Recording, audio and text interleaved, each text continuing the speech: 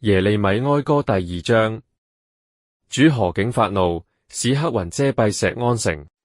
他將以色列的華美從天扔在地上，在他發怒的日子，並不紀念自己的腳凳。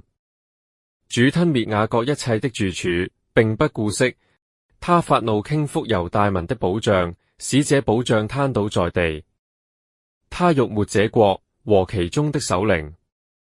他發烈怒，把以色列的角全然砍斷，在仇敵面前收回右手。他像火焰四圍吞滅，將雅各燒毀。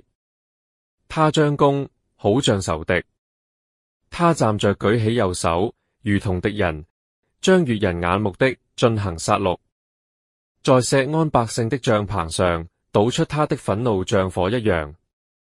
主如仇敵吞滅以色列和錫安的一切宮殿，拆毀百姓的保障，在猶大民中加增悲傷哭號。他強取自己的帳幕，好像是園中的窩棚，毀壞他的聚會之處。耶和華使聖節和安息日在錫安都被忘記，又在怒氣的憤恨中藐視君王和祭司。耶和華丟棄自己的祭壇，憎惡自己的聖所，將宮殿的牆垣交付仇敵。他們在耶和華的殿中喧嚷，像在聖會之日一樣。耶和華定意拆毀錫安的城牆，他拉了準繩，不將手收回，定要毀滅。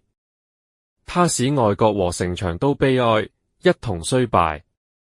錫安的門都陷入地內，主將他的門閂毀壞，截斷。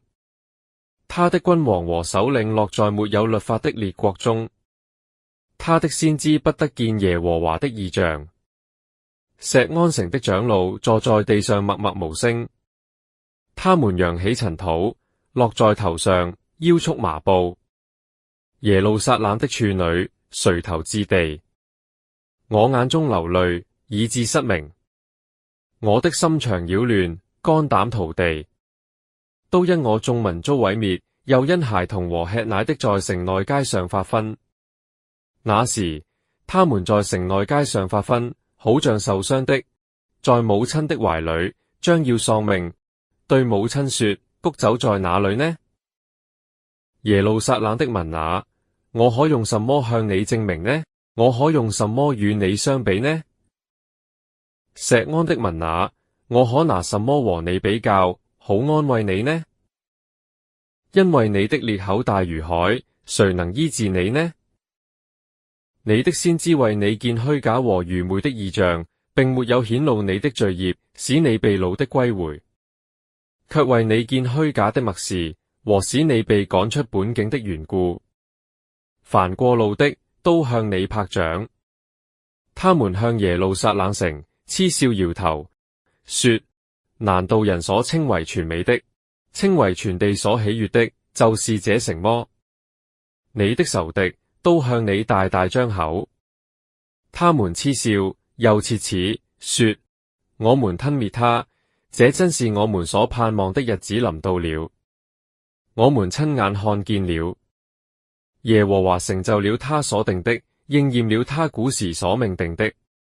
他傾覆了，並不顧惜，使你的仇敵向你誇耀，使你敵人的角也被高舉。錫安民的心哀求主，錫安的城牆啊，願你流淚如河，晝夜不息；願你眼中的瞳人淚流不止。